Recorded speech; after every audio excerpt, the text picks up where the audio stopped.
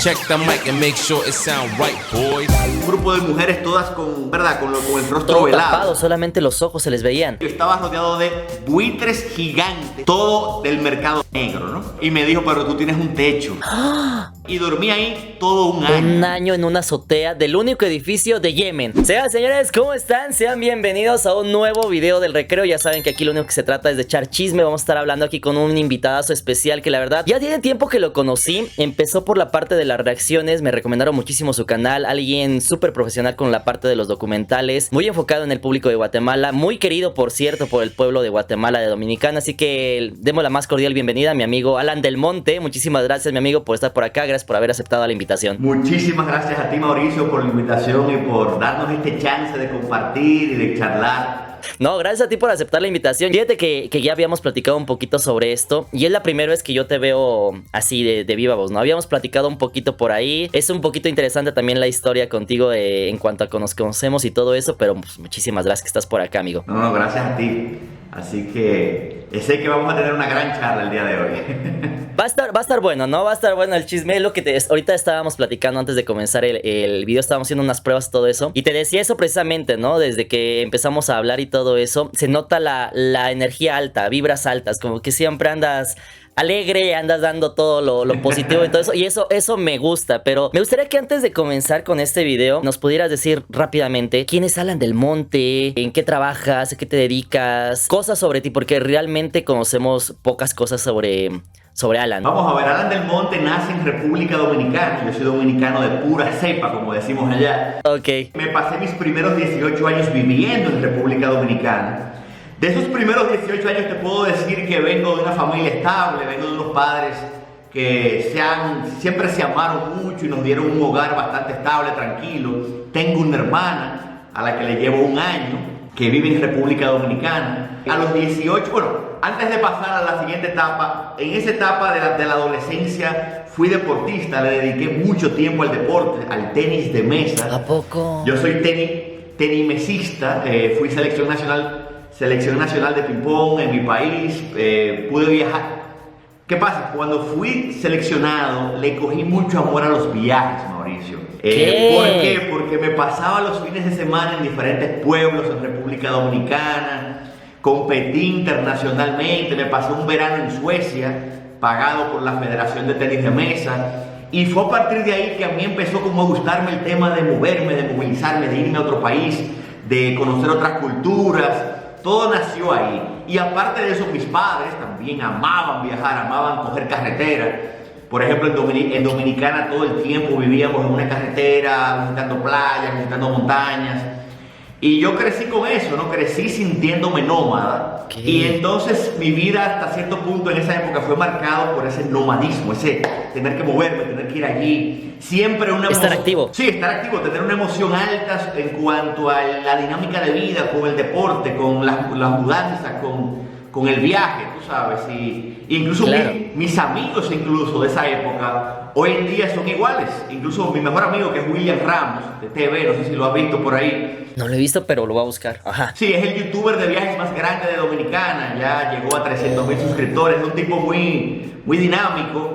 Y vivimos juntos eso, ¿no? Ese siempre estar movilizándonos, viajando. Para allá y para acá se estaban moviendo y todo. Correcto. Y a partir de ahí yo creo que fue que nació en mí ese amor por conocer otras culturas, vivirlas, experimentarlas. Y ni siquiera ir de vacaciones, es mudarme. A mí me gusta mudarme a otro país. De una vez te vas. Me gusta eso y tener esa experiencia de sentirme parte, ¿no? ¿Actualmente cuántos años tienes, Alan? Digo, si no es mucha indiscreción. No, para nada, no tengo ningún tipo de... No voy a pasar con las mujeres, no, es que eso no se le pregunta a una mujer, ¿no? No, tú sabes que los hombres no tenemos problema con divulgar esa información. No pasa con la edad. Pero yo tengo 37. ¿Qué? ¿Tú tienes cuánto, bien chavo, la... Digamos que quiero decir 20, pero ya tengo 34.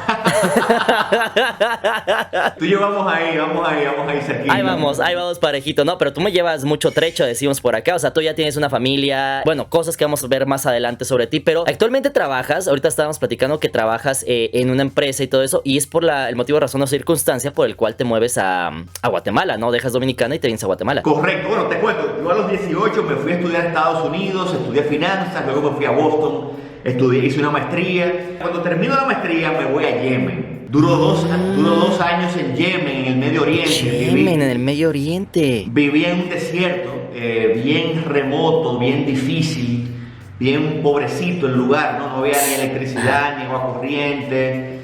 Fue una experiencia que me marcó bastante. A los 2 años a los 2 años me voy a la India, me paso 7, 8 meses en una moto, dando ruedas, que por cierto me fui con William Ramos también, el youtuber que te comentaba. ¿Qué pasa? Ya después de la India vuelvo a Dominicana, conozco a mi esposa, el amor de mi vida, me caso con ella y ya el día de hoy puedo decir que tengo 3 hijos. Y con ella hace 4 años nos fuimos de Dominicana y nos fuimos a vivir a Costa Rica. Y me pasé 2 años en Costa Rica. Y en Costa Rica fue donde empecé a interesarme por todo el tema de hacer videos, de aprender a editar, de aprender a contar historias. Y hace 2 años me mudo a Guate y aquí estoy. Vine con una empresa publicitaria. En plena pandemia, podríamos decirles, cuando te mudas para Guatemala. Te dicen, ¿sabes qué? Que necesitamos a alguien en Guate, y es cuando te mudas para acá. Me dices que actualmente tienes alrededor de 60 personas. Digo, esto no sé si se pueda decir, pero ya lo dije. Alrededor de 60 personas, ¿no? A tu cargo ahí en Guate, en la parte de esta agencia. Sí, correcto. Aquí en Guate llegamos y había una operación muy pequeñita y la meta era expandir la empresa.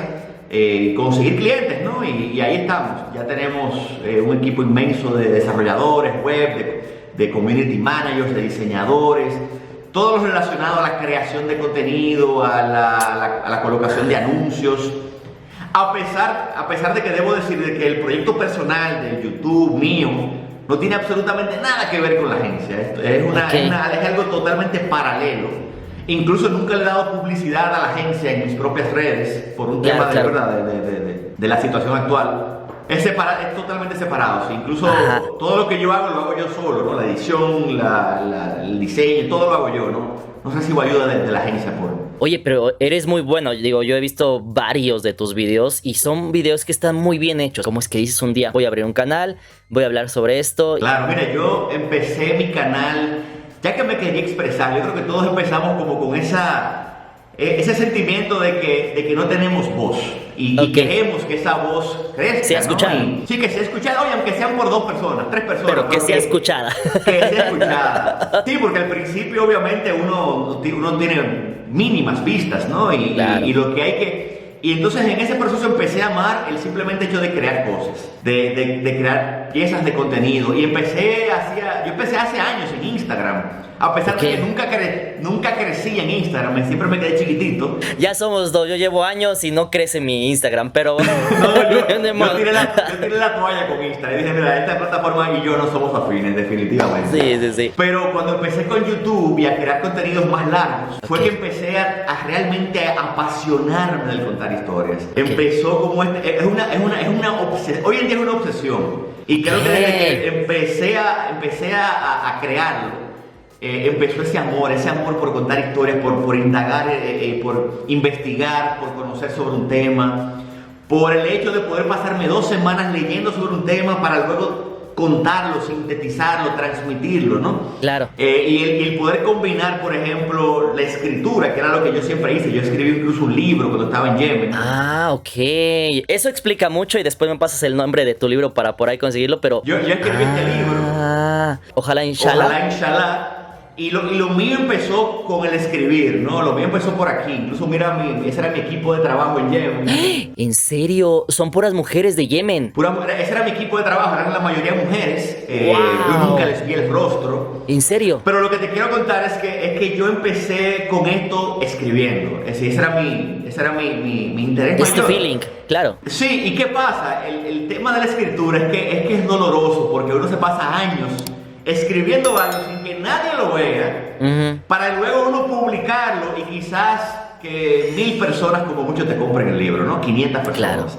Claro. Entonces, cuando empecé a crear videos, que era obviamente lo mismo, era escribir un buen guión para luego entonces transmitirlo con imágenes, me di cuenta que era mucho más fácil llegar a un público más amplio. Que ese escribir se expandiera con imágenes, con sonido, y también uno podía embellecer ese guión, esa escritura. Claro. Oye, con música, con imágenes, ¿verdad? Transmitir la idea de un libro, de un texto, transmitirla a todos los sentidos, ¿no? Oído, vista, todos los sentidos los abarcas y es algo impresionante, ¿no? Es algo que nos ha regalado la tecnología. Correcto, y ahí fue que yo me enamoré de la creación de video y dije, mira, esto es lo mío. Cuando yo vi mis textos coger vida, volar, que la gente ya los experimentaba de una forma mucho más vívida y ya yo no tenía que forzarlos a leerse un libro completo, tú sabes, porque es una gran... Creo que cuando tú te lees un libro, yo creo que hay que dedicarle 20, 15 horas, 10 horas, 20, claro. Dependiendo, ¿no?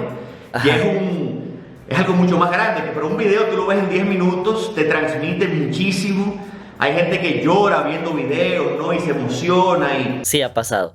Ha pasado eso y es algo muy interesante, ¿no? Pero eso explica mucho, o sea, esto que me estás contando ahorita explica mucho. Yo te voy a ser muy franco ahorita, más sincera contigo. Yo veía la parte de los videos y yo decía, hay algo detrás de, o sea, hay algo, no es nada más. Por ejemplo, te das cuenta cuando un video lleva mucho tiempo de producción, lleva mucho tiempo de preparación, te das cuenta, o sea, tal vez nosotros que nos dedicamos a eso nos damos cuenta. Cuando un video se grabó en pocos minutos y trae la vibra y trae la parte de que se ve bonito y que se ve interesante y todo eso, pero también te das cuenta cuando un video trae la parte de la preparación, de la investigación, de la historia. Entonces es algo muy padre. Pero por ejemplo, ¿tú cuándo te tardas en hacer un video? Un solo video, ¿cuánto tiempo te tardas? Mira, hay videos que yo me he tardado como 60 horas en hacer. Entre la investigación, entre encontrar el material, lo que más me cuesta siempre, Mauricio, es escribir el guión. Exacto, ¿no? Sí, eso es lo que más me cuesta, porque a veces yo paso mucho tiempo pensando en cómo cuento esta historia. Por ejemplo, ya hice la investigación, ya sé lo que quiero decir, pero ¿cómo lo cuento de una forma que llegue, que toque, que la gente se emocione cuando lo escuche? Que no sea simplemente, ¿verdad? Hablarlo. Hablar y darte los datos. Mira, en el 1905, un Wikipedia, ¿verdad? No es leerte un Wikipedia, sino que la gente realmente se conecte con las palabras, que sienta, ¿no? Sienta el video, que fue algo que comentaste, ¿no? En tu video pasado que vi por ahí, que lo que buscas es transmitir sentimientos, ¿no? Y evidentemente nosotros, como nos dedicamos a esto, con el paso del tiempo nos vamos dando cuenta de que el éxito de un video es transmitir un sentimiento, transmitir una emoción, transmitir cosas a la gente, ¿no? Y me llamó la atención algo que decías, es transmitir altas, bajas, altas, bajas. O sea, lo escuché como si fuera la música, ¿sabes? La música es lo mismo. La música debes de transmitir notas altas, notas bajas para llegar a ciertas fibras del corazón y que la música pegue, ¿no? Y es algo que me interesó cuando tú comentabas eso en tus videos. Sí, yo creo que un video al final es como una sinfonía. Claro. Una sinfonía donde tú vas jugando con las emociones y la tienes que variar, porque si todo el video se mantiene en alta, la gente se aburre. Sí, claro. Ahora, pero si tú empiezas, por ejemplo, con un conflicto bien fuerte, oye, pero bájale un poquito, bájale un tono, dale un poquito el background, los antecedentes, los datos. Pero claro, luego trata de que cuando pasen 2 minutos de eso, vuelve y sube otra vez. Y métele otra vez los violines, métele una batería, métele un saxofón, ¿no? Y de ahí bajas a un sentimiento y de ahí subes otra vez y así, ¿no? Es como tratas de manifestar la parte de tu sentimiento que tú quieres transmitir. Claro, y eso al final se moldea a través de un guión, ¿no? Por ejemplo, yo en el video de Frida, que me dijiste que lo viste, en el del cuadro de Gloriosa Victoria. Que está muy interesante la historia. Ajá. Oye, yo pasé una semana nada más pensando en cómo voy a contar esta historia. No, oye, y empezaba el guión empezaba con la foto de Frida. Y yo, wow, ¿por qué la foto de Frida no es el eje central del video? Claro. Decía, no, déjame empezar mejor con el cuadro, explicando el cuadro, ¿no? Que es algo muy impresionante, ¿no? Desde que empiezas mostrando el problema el problema en el cuadro. Mira, de este lado tenemos a tal persona y se está inclinando ante tal, y el otro le está... O sea, es algo que muchísimas veces nosotros que no somos muy afines al arte no nos damos cuenta. Hasta que alguien viene, te lo va explicando todo eso y vas viendo la carnita del arte, ¿no? Y es algo muy impresionante, es algo muy bonito. Sí, no, y creo que al final, oye, en YouTube el éxito de cualquier video depende mucho, bueno, de 2 cosas. Tú lo sabes. La retención, es decir, claro, qué tanto tiempo tú puedes mantener a la gente interesada en el video. Claro. Y número 2, que la miniatura y el título sean llamativos y que realmente tengan un público. Para mí esos son los dos factores. Ahora, para mí lo más difícil es la retención, porque tú una buena miniatura y un buen gancho quizás sea algo más fácil. Llama la atención. Pero la retención, hermano, yo creo que ahí es que está el éxito. No incluso de nosotros, no, de los grandes creadores de la plataforma. De todos. Los YouTube, los Ryan Trehan, los Luisito comunica, que No, son gente... apenas vi una entrevista de Luisito que sacó apenas hace como 10 días, algo así, estuvo muy interesante. Y hablaba precisamente de eso, ¿no? Decía, no, dice, es que lo más interesante de tu video, lo que más jala es tu miniatura. Es lo que enamora a la gente, ¿no? Es lo primero que ve, o sea, no sabe ni siquiera lo que va a ver, pero si ve una buena miniatura, tal vez le llama la atención, ¿no? Entonces es algo muy, muy interesante lo que tú dices, hasta los más grandes. No, y Luisito, por ejemplo, yo me he dado cuenta que su personalidad ayuda a la retención. Claro, por simplemente ser un tipo tan jocoso, tan agradable, la forma en que él se comunica, tú sabes. Es como tan... amiguitos, dice, Hey, amiguito, la neta, aquello, hasta la jerga que usa. Sí, las palabras que utiliza. Oye, lo ayuda mucho a que la gente se mantenga interesada, entretenido, porque su personalidad es entretenida. Hay Claro. gente que desde que tú empiezas a verla te aburre y tú dices, wow, esta persona es como monótono, no me... Y la gente dice, mira, voy a ver otra cosa porque aunque el tema es muy bueno, pero la persona no me ayuda a mantenerme Claro. interesado. Pero Claro. tú ves a los creadores como Luisito, tienen una gran capacidad para mantenerte conectado con la historia, él lo hace de una forma chula, agradable, y creo que eso lo tenemos que aprender como creadores de contenido, ¿no? Guatemala, el país peor mercadeado de Latinoamérica. ¿Cómo nace ese video? Porque fue el primero que yo vi, es el que me recomendaron, es un video bastante interesante y eso nos lleva y nos da pie a la siguiente parte que es sobre Guatemala, ¿no? Ya propiamente entrando en temas sobre Guatemala. ¿Cómo nace ese video? ¿Cómo nace el sentimiento? ¿Cuánto tiempo llevabas en Guatemala? ¿Cómo lo preparas? ¿Cómo pasa todo eso? Mira, ese para mí es el video al que yo más le debo, porque fue el primer video que hice de Guatemala, el primero, Mauricio. Ajá. Y la historia de cómo lo hice fue muy rara, porque yo fui al volcán Pacaya. Recuerdo estar llegando o estar ya entrando al volcán, ver esa lava roja iluminar el cielo. Para mí fue una explosión mental, ¿no? Para mí fue una de las experiencias más preciosas, mágicas, increíbles que yo he vivido en mi vida. Tú sabes que en Dominicana, mi país de origen, allá no tenemos volcanes. Es decir, que yo nunca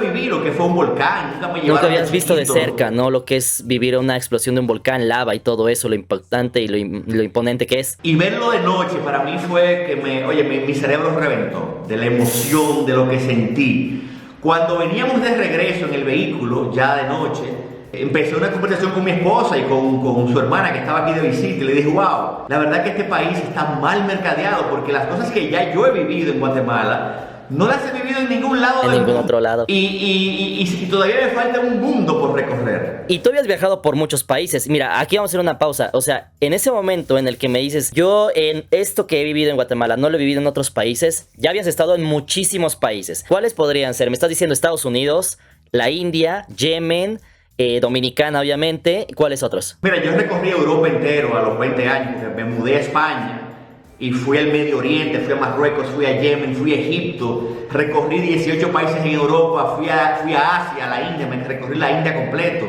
Canadá, Estados Unidos, Colombia, así.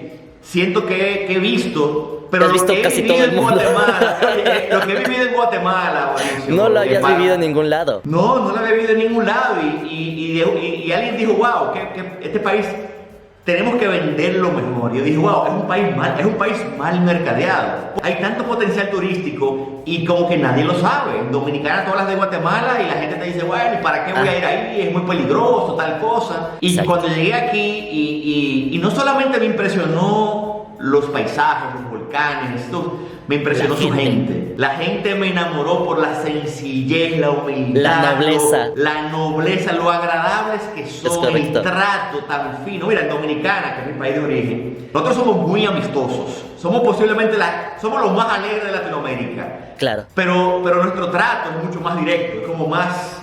De trancazo. o sea, sí, de trancazo, más como es el Caribe, como es Colombia, es decir, Fuerte. es mucho más de tú a tú, pero en Guatemala hay como un trato tan fino, tan agradable. ¿No te ha tocado cuando no llegaste tú al mercado o le llaman allá el tianguis o la plaza que le llaman allá? ¿No te tocó así de repente de pásele papaíto, qué va a querer mi hijo?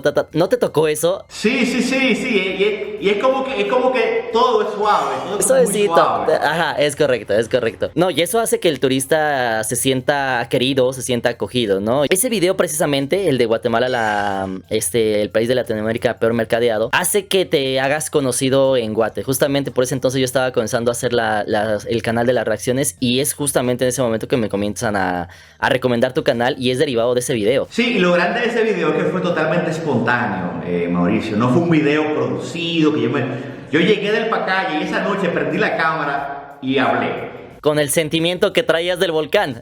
Con el sentimiento. Sí, yo creo que el volcán me dio como esa energía para poder decirlo de una forma como jocosa, como que la gente notó mi entusiasmo y lo notó creo que auténtico, porque yo venía del volcán, yo estaba cargado. Estabas extasiado. Estaba extasiado y la gente como que sintió no solamente el mensaje, pero sintió como mi autenticidad, porque lo estaba diciendo que me estaba saliendo el corazón así purito. La gente se da cuenta, ¿no? Se da cuenta cuando algo es fingido, cuando dices, ay, está muy bonito esto, a cuando realmente lo dices con el corazón, la gente se da cuenta. Que por eso es importante también que el contenido a veces también sea espontáneo, que no sea tan producido, porque a veces la gente quiere verte también ya sin tanta producción, que te salga del corazón, que te salga de espontáneo. Y otra cosa que descubrí con ese video, Mauricio, que es muy importante, es lo agradecido que es el guatemalteco. Sí. Lo agradecido que es, que para mí también ha sido una sorpresa, porque cuando uno realmente le dedica tiempo a Guatemala y a crear contenido sobre sus historias, sobre su gente, el pueblo guatemalteco te lo agradece de una forma que a mí siempre me toca. Porque tú haces lo mismo, oye, tú te vas a otro país y haces lo mismo, y quizás la gente te ve y le importa un carajo, o tú sabes, aunque diga que bonito, pero el guatemalteco lo ve y dice, wow, eso yo lo aprecio. Y tú sientes ese aprecio, te comentan, te dejan likes, tú sabes, como que tú sientes que... Sientes la retroalimentación. Que es una nación agradecida, como que te agradecen el esfuerzo que tú estás haciendo. Oye, y se vuelve adictivo porque tú entonces quieres como siempre complacer, ¿no? De verdad, se vuelve una cadena de que, óyeme, qué bien me sentí cuando hice este video, déjame hacer otro. Y como investigo más. Tienes 50 videos de Guatemala.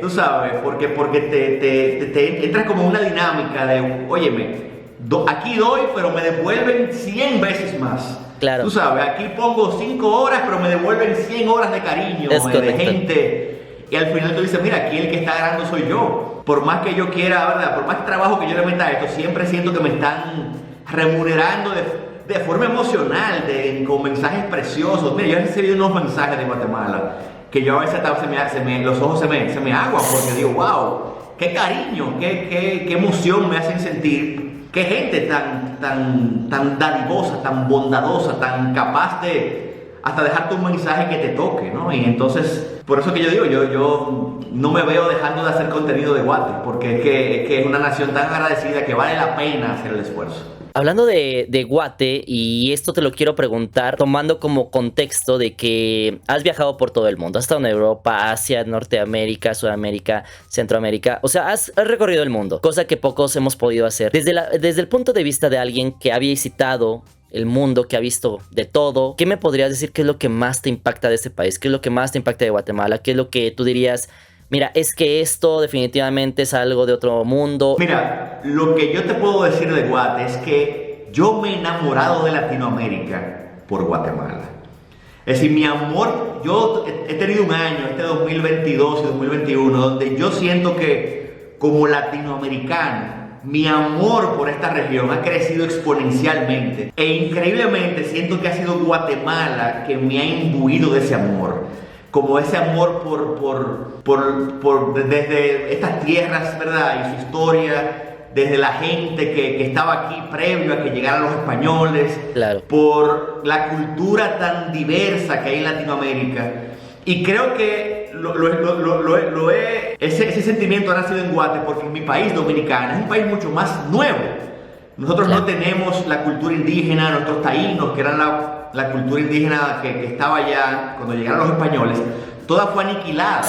Entonces yo crecí en un ambiente donde todos éramos nuevos.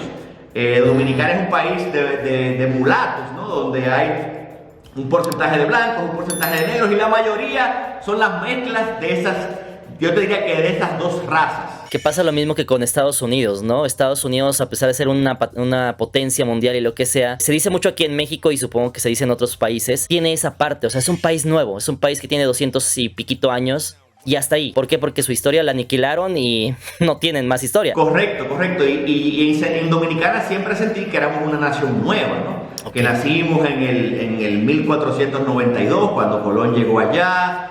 Y todo lo que somos hoy en día, en su mayoría, aunque sí tenemos nuestras raíces taínas, ¿no? Pero ya eso solo queda cuando tú te haces una prueba de ADN y sale que hay un 2% de tu sangre que es taína. Pero ya, eso es todo, ¿no? Mientras que tú vienes a países como Guatemala y tú te das cuenta que esa no es la realidad de Latinoamérica. Latinoamérica es mucho más que 500 años. ¿Crees que algún día sea posible que Latinoamérica se una como una región tal cual como lo podemos ver en Europa o como en algunas regiones de Asia, donde ya también están buscando esa parte de unificar? Bueno, yo no creo que se una nunca a nivel territorial debido a lo complejo que es Latinoamérica, pero sí creo que podríamos ir migrando hacia una región más integrada. Claro. Más integrada, no sé si quizás con una moneda o con algo así en particular que ya realmente nos una de forma más profunda, pero sí creo que se va a ir integrando poco a poco, definitivamente. Hay videos sobre eso de que Latinoamérica algún día hay como una Europa y una zona euro y una zona latina, etcétera. Pero es algo muy complejo y es algo muy difícil. Algo que me llamó mucho la atención que me dijiste al principio del video, yo quería preguntarte sobre precisamente esto, ¿no? Yemen, me dijiste, Yemen es un país en el cual estuve 2 años, pude vivirlo. Y a mí me llamó la atención cuando me dijiste, es un país en el cual no había luz, no había esto. Me mostraste las imágenes de las mujeres que te ayudaban. Me dijiste, nunca les vi el rostro, trabajé con ellas, nunca les vi el rostro. ¿Cómo es la vida? ¿Cómo es vivir en una zona como Yemen, en el desierto que me decías? ¿Cómo fue tu experiencia en ese país? Mira, te cuento un poquito de cómo llegué a Yemen primero. Ok. Yo, mientras estuve estudiando en España, viajé a Marruecos, ya que está muy cerquita. Pasas el estrecho de Gibraltar nada más y ya estás en Marruecos. Correcto, correcto. Y llegué a Marruecos, Mauricio, y me enamoré del mundo árabe. Imagínate, yo tenía 20 años, sumamente impresionable, escuchar a las mezquitas con su llamado a la oración, la gente, el té verde, ver serpientes bailando en la plaza pública con flautistas, así. Ajá. Lo que yo había visto en películas que pensé que no era cierto, lo vi ahí de primera mano. Sí, era cierto. Sí, era cierto. Y cuando regresé a Estados Unidos, porque estaba estudiando allá oficialmente, fue a hacer un semestre de intercambio a España, me puse a estudiar el idioma árabe. Wow. Porque dije, mira, yo quiero volver al mundo árabe, pero no como turista, sino como residente. Entonces llegué a Estados Unidos, empecé a estudiar árabe, tomé 3 cursos universitarios de árabe. Y cuando salí de la universidad y durante la maestría seguí estudiando árabe, porque mi sueño era terminar la maestría. Yo estudié epidemiología, salud pública, en la maestría.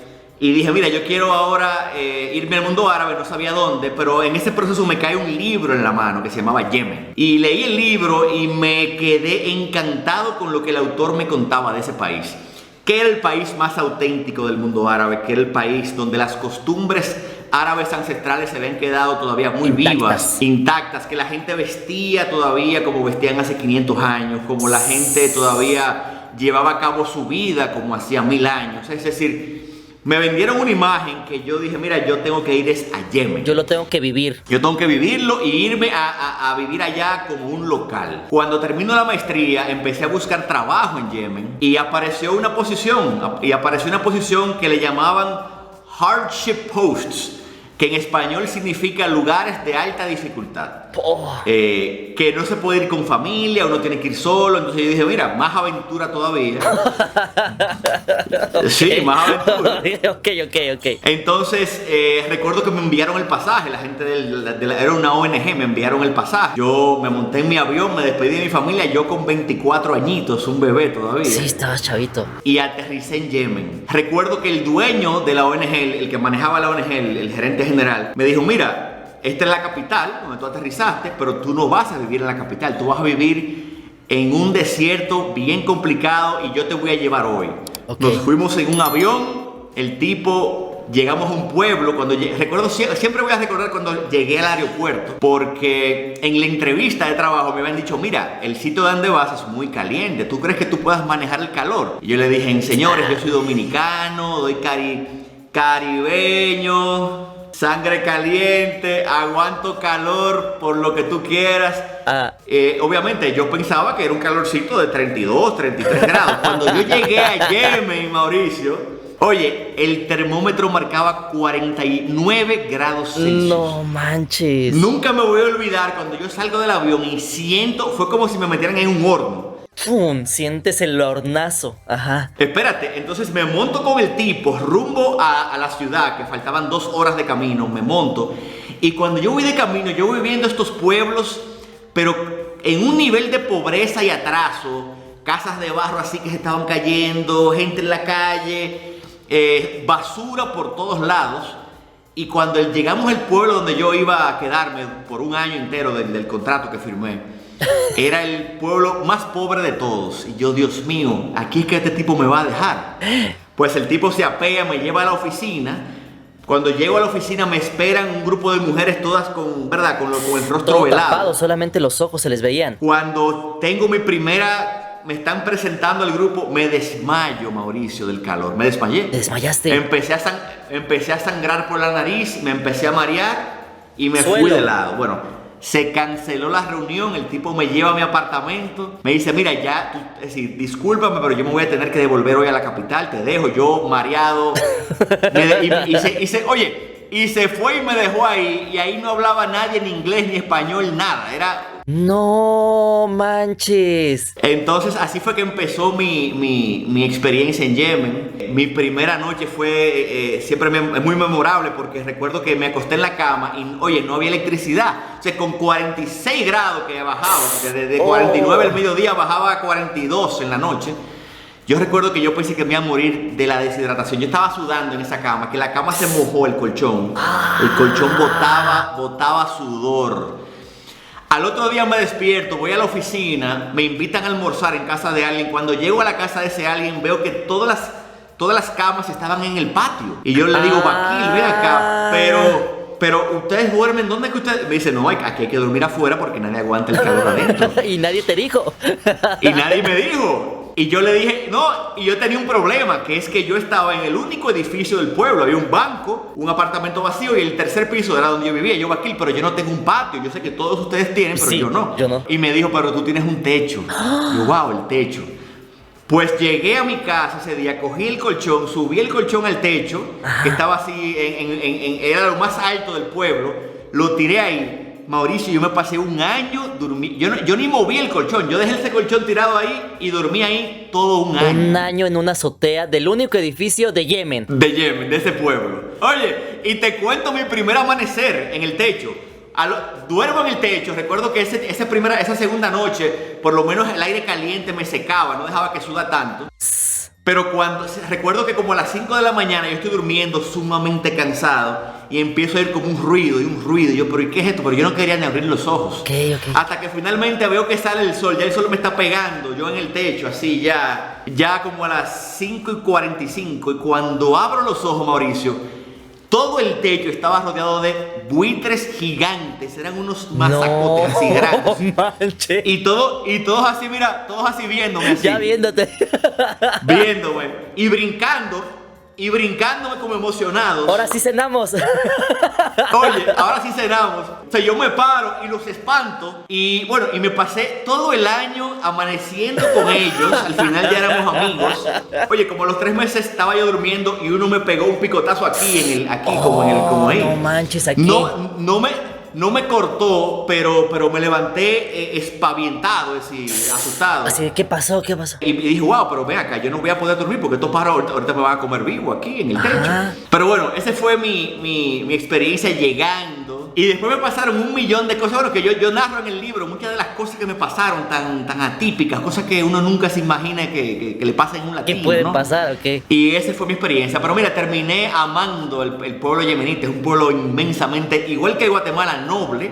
Ok. Un pueblo muy noble. Me cuidaban como si fuera un hermano. Son muy tribales ellos, muy O sea, te adoptan. Y me adoptaron como en su tribu, en esa esencia como de, mira, tú eres uno de nosotros, tenemos que protegerte. ¿Cómo son tus primeras 24 horas? ¿Cómo son? ¿Qué es lo que más te impresiona? ¿Qué comes? ¿Cómo es la experiencia con las mujeres? ¿Les puedes hablar? ¿No les puedes hablar? Todo ese tipo de cosas. ¿Cómo es la vida? Mira, hablemos de las mujeres, porque yo creo que el tema que más llama la atención en Latinoamérica es el tema de las mujeres. Y mi experiencia fue muy interesante porque a pesar de que yo nunca les vi la cara, Mauricio, es decir, yo me pasé un año trabajando con estas mujeres y nunca las pude ver, y eso que traté de convencerlas como buen latino, ¿verdad? Okay. Fulana, pero mira, aunque sea, déjame verte una sola vez para conocerte, si algún día nos volvemos a ver. Nunca aceptaron. Pero sí logré entablar una amistad con ellas porque nos veíamos a diario, se sentaban conmigo en mi oficina a contarme los chismes de la casa, los chismes del trabajo, lo que le estaba sucediendo en la vida, los hijos, y sentí que nos fuimos, al final del año forjé una bella amistad con ellas, a pesar de que nunca les vi la cara, ¿no? Wow. Que fue algo muy, muy interesante y muy extraño para mí, ¿no? Y para cualquier latino que está acostumbrado a... No, los latinos estamos acostumbrados de, ¿qué onda, amigo? ¿Cómo? No lo conoces. ¿Qué onda, amigo? ¿Cómo estás? Oye, ¿no te gustaría ir acá? Y ya haces amistad, ¿no? Pero nunca, yo no me imagino, o sea, yo realmente no me imagino ese tipo de cosas. Es otro mundo completamente, ¿no? Es otro mundo. Otra cosa que me sorprendió mucho de Yemen es el hecho de que ellos consumen una droga que se llama cat. El cat es como las hojas de coca que consumen en los Andes, pero ellos consumen esto a diario, todo el país, es decir, no es que es un grupito, no, como el 96% de la nación mastica esta hoja todos los días, y si tú no la consumes, tú nunca vas a poder como entablar una relación con un yemenita, porque parte de la forma en que ellos interactúan, así como tú y yo vamos a una fiesta, quizás una discoteca, lo de ellos es sentarse a masticar cat. Es como el alcohol en Latinoamérica, ¿no? Así ellos con la cat se llama. Cat, Q-A-T. Ok, cat. Pero básicamente tú vas al mercado, te compras un ramillete, porque es como una rama llena de hojitas, te vas a la casa donde te invitaron, te sientas en el suelo, en un círculo con los demás hombres solamente, que valga la redundancia, hombres. Ok, las mujeres no pueden. Las mujeres pueden reunirse con sus mujeres y los hombres con los hombres. Es una sociedad dividida a nivel de género por completo. Entonces, ¿qué hace el cat? Tú empiezas a masticarlo poquito a poco y como a la hora y media tú te vas sintiendo como como estimulado, como si te hubieras bebido 2 Red Bull. Ok. Como... Así. Pero no es fuerte, es como simplemente como si te hubieras bebido 3 tazas de café. Ah, ok, más vivo, más vivaz. Sí, es como estimulado, te sientes estimulado. Te da por hablar muchísimo, no empieza a hablar con la gente, entonces uno está en un grupo de hombres y uno está como hablando y entonces a medida que van pasando las horas, porque son como 4 o 5 horas que dura una sesión de cat, entonces ya como a la tercera hora tú estás así como en pilas, ¿no? Oye, y recuerdo que yo empecé a escribir porque después que llegaba a mi casa a las 7 de la noche, después de haber masticado cat desde las 3 de la tarde, yo no podía dormir. Entonces me cogía con escribir y decía, déjame usar esta energía, y me ponía a escribir, a contar historias. Y a través de esa escritura fue que empecé a escribir y me empezaron a publicar en los periódicos de Dominicana, en el Diario Libre. Y de ahí fue que nace el libro, y de ahí que nace mi amor por crear contenido. Por crear contenido, pero nació en Yemen. Nací en Yemen con la escritura y luego Guatemala es la que me motiva a cambiar de formato. O sea, Guatemala es como tu musa. Sí, ahora mismo Guatemala es mi musa, sí, mi musa creativa es Guatemala, sí, definitivamente. Tú, por ejemplo, digo... Es una pregunta un poquito fuerte y si no quieres no me la contestes, pero llega Mauricio a Yemen y ve por ahí los ojos de una chava porque no puede ver más y dice, esa chava está guapa y está soltera. ¿Se puede o no se puede? Porque me estás diciendo lo que es muy, muy tribal todo. O sea, ¿se puede, no se puede? ¿Hay reglas, no hay reglas? ¿Qué pasa si tiene pareja? O sea, ¿cómo se maneja todo eso? Mira, te agradezco la pregunta porque sale muy bien explicado en el libro y para mí fue una de las experiencias más interesantes que viví. Porque primero fui como hombre soltero de 24 años, o sea, con la testosterona al máximo. Vas a lo que vas. Y te cuento de las 2 realidades que hay en Yemen. Una es la tradicional, la que para tú poder tener cualquier tipo de relación amorosa con una mujer te tienes que casar con ella. Y la forma en que la gente se casa es que tu mamá tiene que ir a conocer mujeres y ella es la que decide por ti. Te dice, mira, yo conocí a Aisha y Aisha preciosa, y entonces tú te casas con ella, haces una ceremonia, se pasa 3 días de baile, de fiesta. Los hombres de un lado y las mujeres de otro nunca se ven en esas fiestas. Wow. Y al tercer día entonces ya se completa el matrimonio y tú ya tienes tu relación con tu esposa. Esa es la primera. Esa yo no la viví, obviamente, porque no me voy a casar con una musulmana. Y algo bonito de ese camino te da la posibilidad de casarte con 4 mujeres. Okay. Es decir, tú te puedes casar una vez, 2 veces, 3 veces, y ya la cuarta, tú puedes tener tu pequeño grupo de chicas, ¿no? De esposas. La forma en que ellos lo hacen es que tú tienes que compartir una noche con cada una, lunes, martes con una, con otra. Todo no puedes se supone que no puedes acostarte con ellas corrido, es decir, un lunes y volver a la misma el martes. Se supone, en la teoría. Ya la realidad debe ser otra, me imagino. Ya no llegué a esos detalles de intimidad con ellos, pero sí conocí muchos que... En mi pueblo no había nadie con 4, pero sí habían personas con 2, muchos con 2. Ok. Y cada quien la tenía en una casa diferente también. Ojo, eso había platicado con este amigo de Egipto y es algo que para nosotros como latinoamericanos es algo así, no manches, ¿a poco? Si yo quiero 4 y 5 y las... Pero él me decía, ok, dice, pero no es tan fácil, o sea, no es tan fácil decir voy a tener 4 mujeres. Para empezar, dice, a las 4 las tienes que tener por igual, dice. O sea, si a una le compraste una casa, todas las 4 le tienes que comprar una casa. A ver, tú cómprale 4 casas, a ver, cómprale 4 casas, me dice. Si pasas la noche con una, tienes que pasar la noche con las 4. Y a ver tú, mi cracks, dice, ¿a poco muy fregón vas a atender a las 4 bien, las 4 noches y diario? Pues te vas a acabar, dice. Te vas a acabar. Dice, lo mismo en cariño, lo mismo con tal, dice, entonces no es tan sencillo, dice. Tienes que tener mucha fuerza y tienes que tener mucho dinero. Tampoco es nada más de que... Oye, todos los que estamos casados sabemos lo difícil que es mantener a una esposa feliz, ¿no? Es porque correcto. hay que dedicarle tiempo, hay que dedicarle recursos, energía, hay que llegar a la casa con una sonrisa para no llegar, ¿verdad?, con los problemas de la calle. Claro. Imagínate eso, tener que multiplicarlo por 4 y no solamente la esposa, y los hijos. Exacto. Que tuviste 2 con esta, 2 con aquella, 3 cuando una vez tienes 15 muchachos. Exacto. 15 hijos, ¿y quién mantiene a una pequeña comunidad como esa? Exacto, exacto. Entonces, definitivamente es muy duro. Yo creo que los ricos del mundo árabe son los únicos que pueden darse ese lujo. Tomar a 4 mujeres y darse ese lujo. Ahora la parte más interesante de la historia. ¿Cómo ligarse a una yemenita, verdad? Si uno llega allá con 24 años como extranjero. Allá hay una segunda realidad. Y es una realidad con la que hay que tener un poco de cuidado, porque es una realidad que la mayoría de los pobladores no están de acuerdo con ese tipo de comportamientos. Y la mayoría de la gente que es parte de esas comunidades ya un poquito más liberales son mujeres ya de dinero, ya más adineradas, que han viajado a otros países.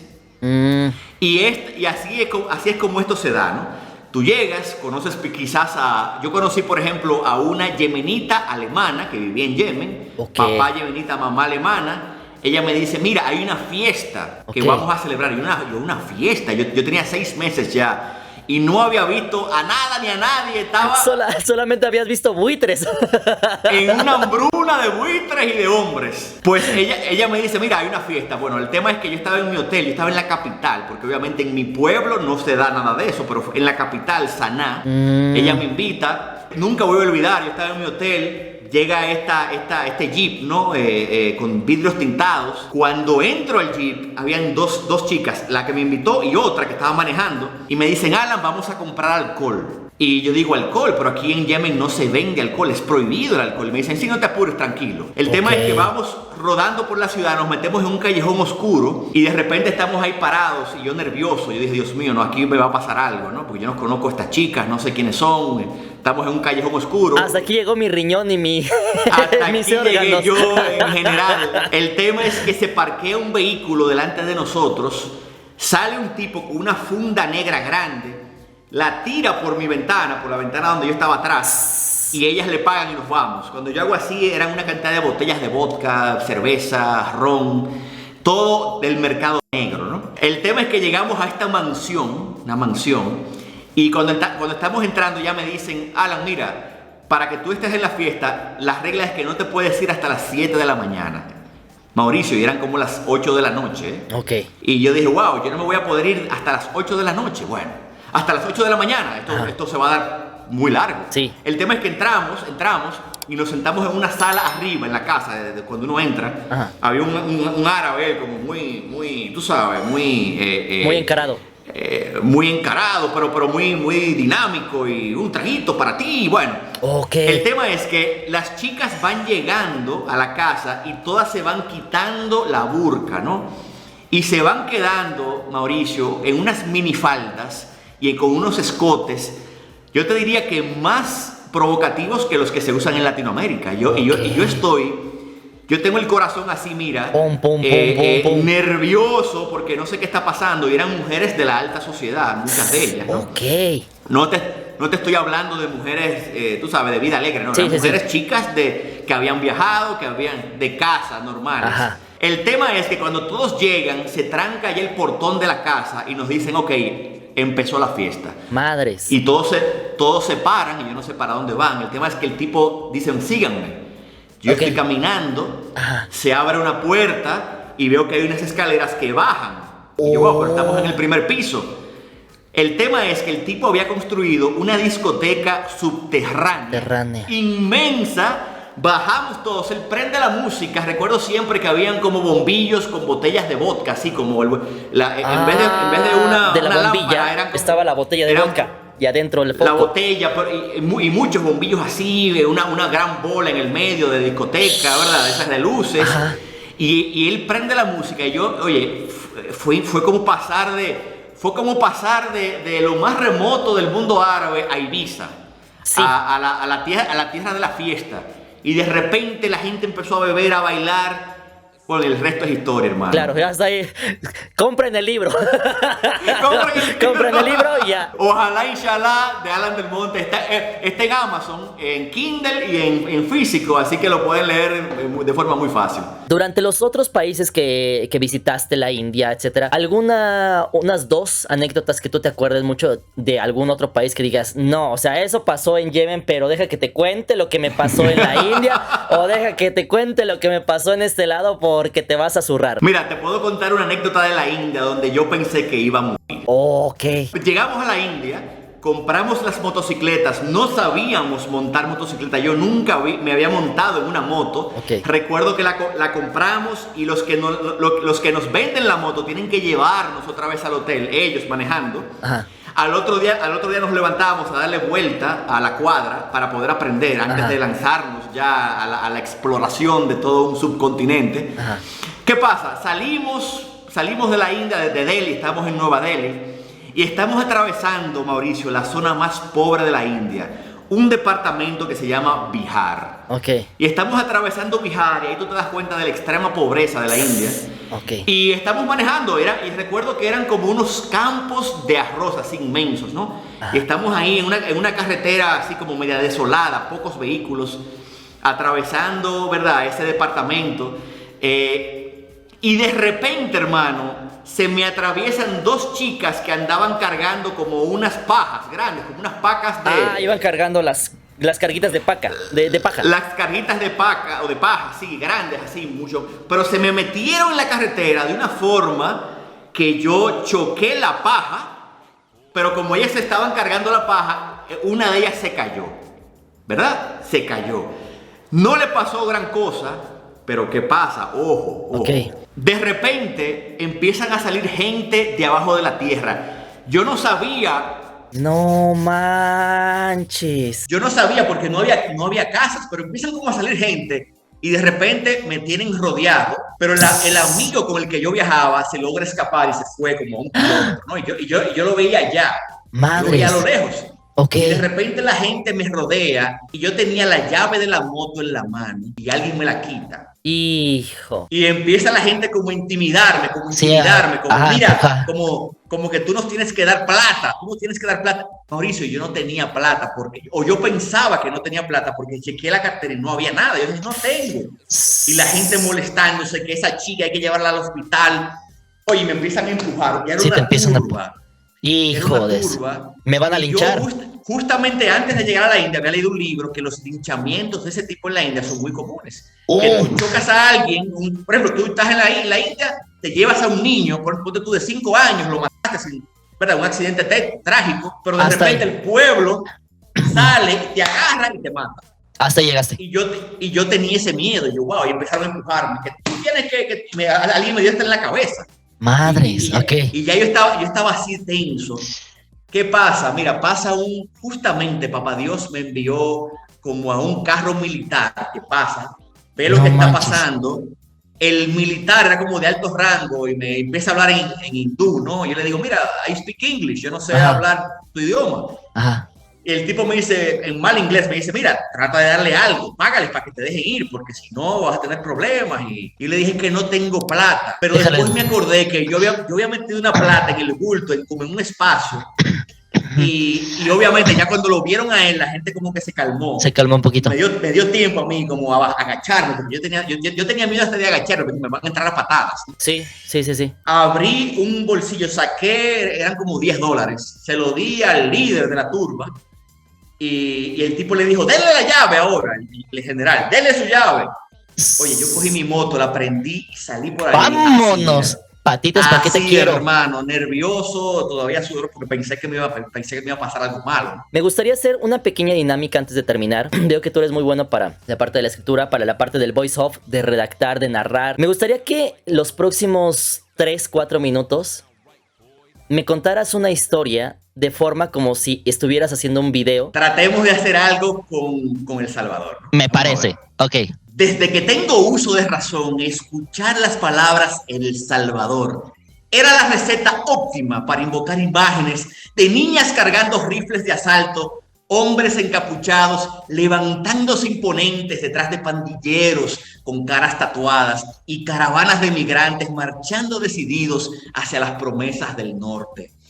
Cuando fui selección nacional de tenis de mesa, recuerdo la preocupación de mis padres cuando algún torneo importante se celebraba en El Salvador, ya que la idea de visitar aquel país, o peor aún, enviar a sus hijos con una delegación de entrenadores, era motivo para que estos padres sintieran una descarga de adrenalina, sulfurarse por sus cuerpos.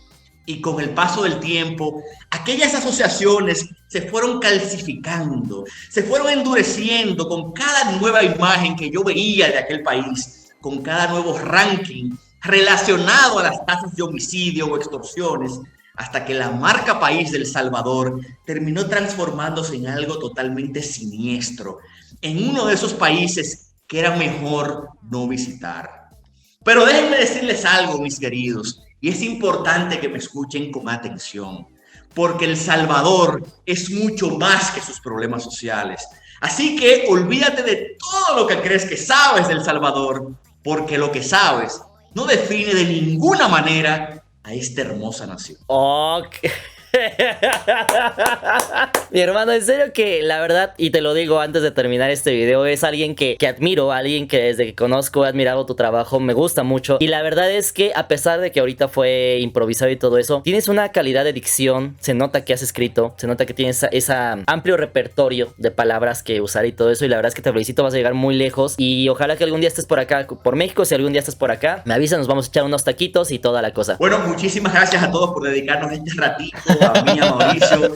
Realmente, ¿verdad? Este es un creador de contenido mexicano al que yo admiro muchísimo y de verdad que gracias por tu amistad, Mauricio. No, al contrario, amigo, muchísimas gracias por aceptar la invitación. La verdad es que es un placer para mí. Espero que cuando pueda volver a ir para allá, para Guate, ahora sí nos podamos conocer, echarnos un cafecito o algo y platicar un poco ya fuera de cámara para disfrutar de la plática, porque es algo que la verdad, el chisme ahorita se fue así, mira, nos aventamos más de una hora. Es el primer video que me aviento de más de una hora y ¡pum! Se fue así. Y eso que nos faltó un montón de cosas. Entonces, muchísimas gracias por haber aceptado la invitación. Cuídense mucho, por favor, recuerden seguirlo en todas sus redes. Y pues muchísimas gracias, amigo, en verdad, muchísimas gracias.